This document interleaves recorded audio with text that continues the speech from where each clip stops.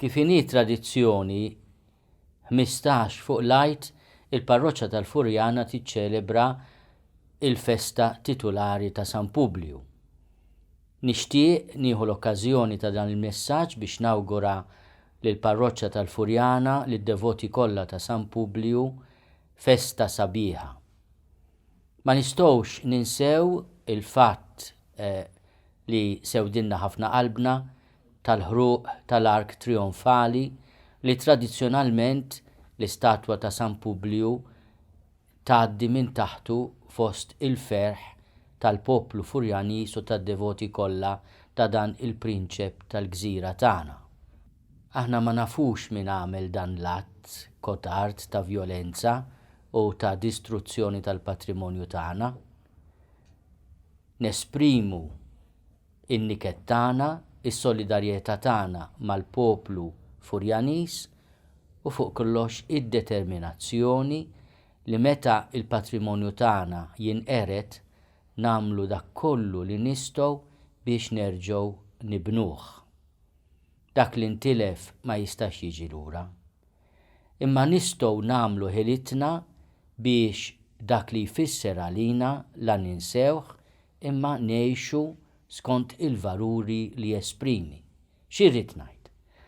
L-Ark Trionfali kien arkitettura straordinarja fl-Injam.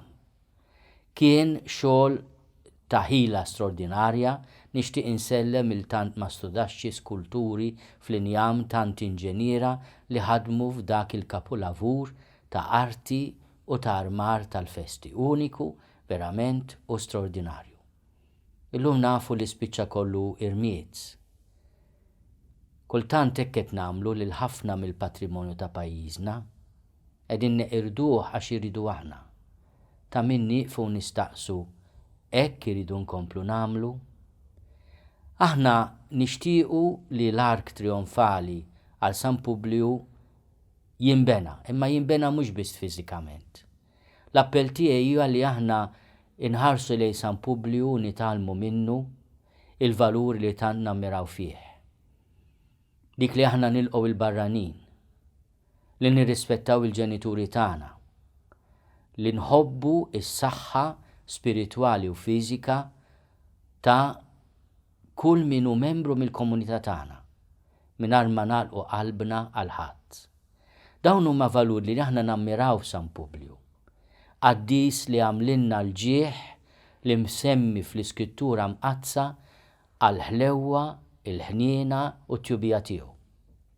Nawgura li waqt li nerġgħu nippruvaw nibnu l-Ark Trionfali għal San Publiu, fil-qalb tagħna inkomplu nibnu fuq il-valuri li għallimna.